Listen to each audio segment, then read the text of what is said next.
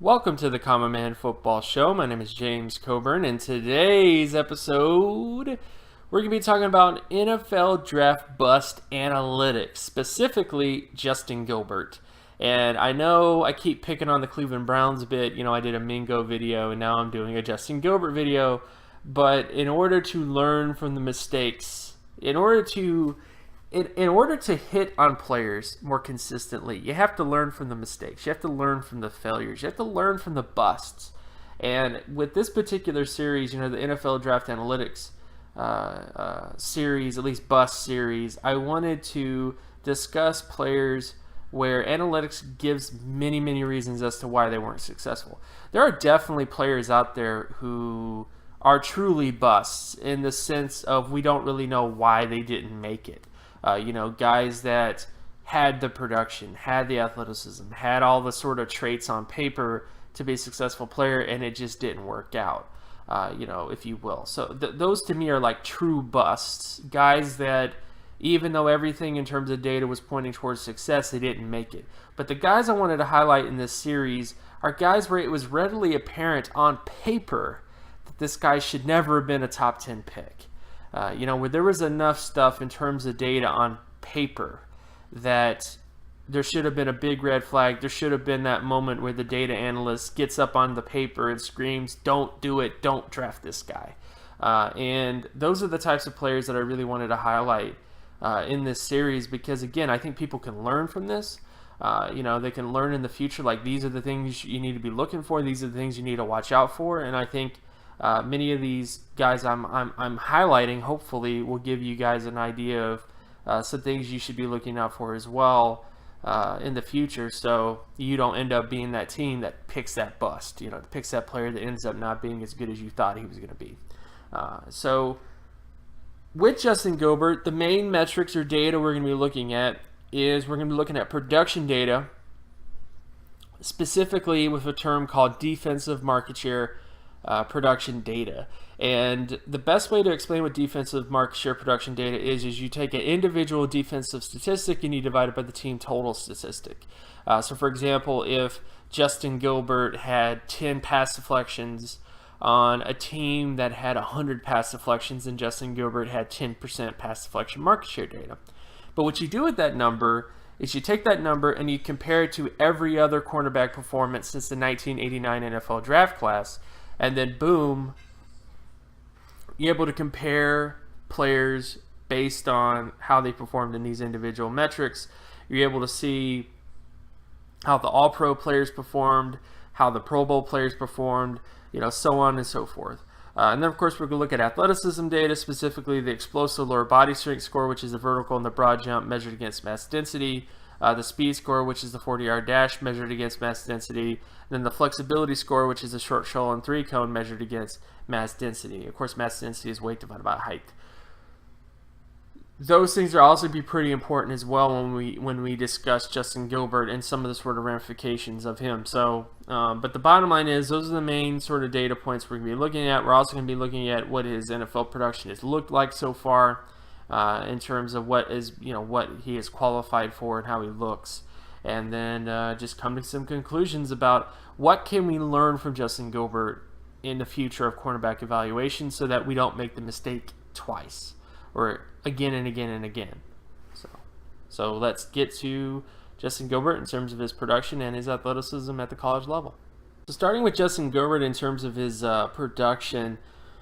Hit a 62.13 solo tackle market share score and a 47.85 pass deflection market share score. Now, when you look at his solo tackle market share score of 62.13 out of 100, he at least hits the bottom end threshold for multiple All-Pro cornerbacks since the 1989 NFL draft class.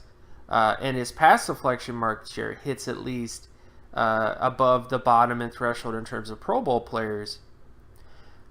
But the one thing to keep in mind when it comes to the bottom end threshold is that the 20.25 Pro Bowl threshold, there's only been one cornerback to score that low and become a multiple Pro Bowl player. That was Antonio Cromartie. Antonio Cromartie, for those who aren't familiar with him, was a guy at Florida State who was mostly a backup, And the 1 year that he actually was going to start and become a much more impactful player, he was injured, and then he just declared for the NFL. And so basically there were some reasons as to why he wasn't that productive. It was mainly because his final year for playing, he just didn't really do anything that year because he was injured. So he's a very special case. But I always hold Antonio Cromartie up as a guy that if you have a cornerback who puts up his type of physical measures and tests great as an athlete, that, you know, this is a guy that you should definitely be looking into. You know, like, this is a guy that you should keep track of, I guess. You shouldn't draft this guy in the first round, but you should definitely think about this as a potential case. You know, it's basically like a case study, a thing to look at and kind of derive some stuff from. But the bottom line is, even though he did hit at least the bottom end thresholds for an all-pro player and a Pro Bowl player based on his production, when you look at the averages at the position, he was below average what the solo tackle market share score is for all-pro players. He was below average for what solo tackle market share guys are for Pro Bowl players. And not only that, his pass deflection market share was significantly below average compared to all-pro players and Pro Bowl players.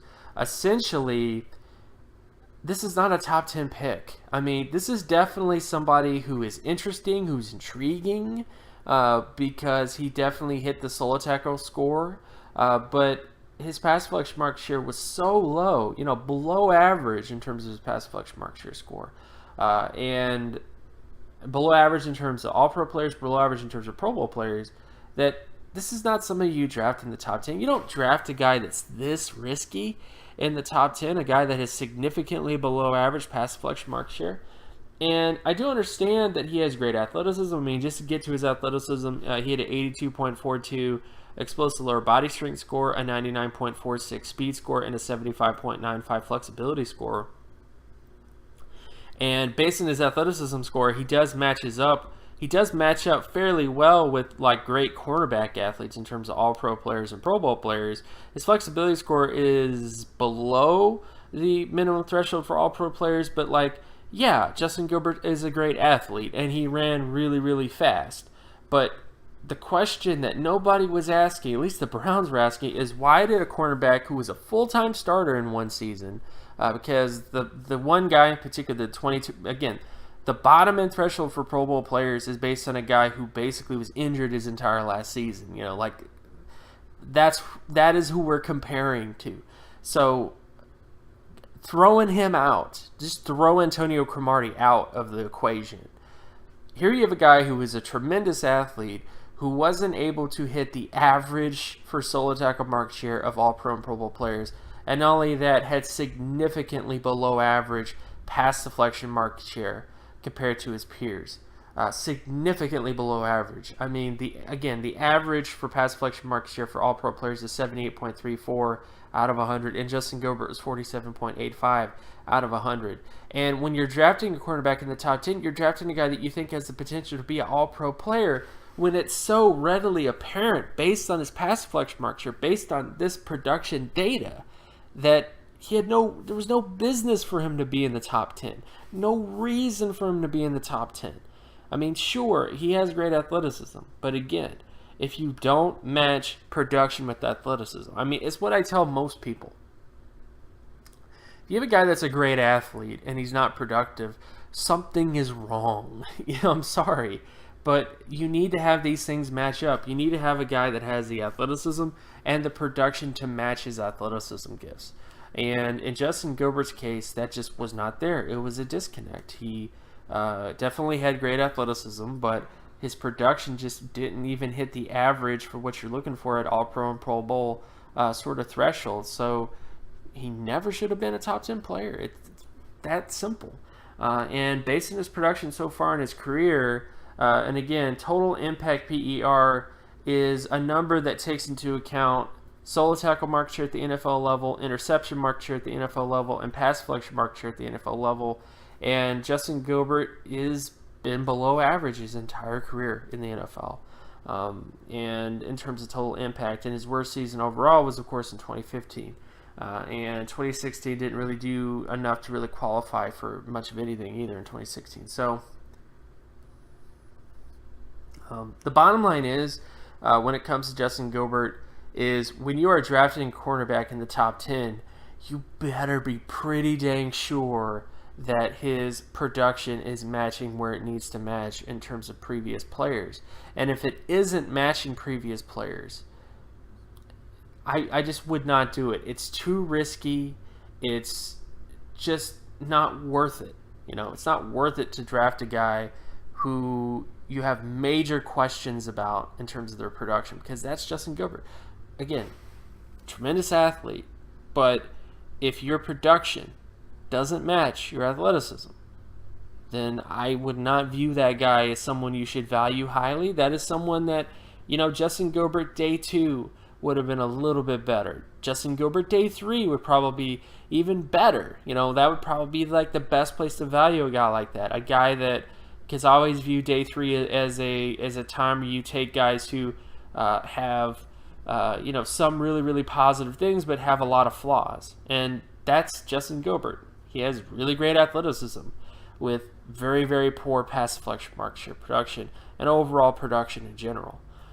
So in the future, if you're going to be doing cornerback evaluation, if you're going to be looking at potential red flags for players, make sure that if a guy has below average pass deflection market share, that you just don't make the same mistake of taking that guy in the top 10, because it just is not worth it.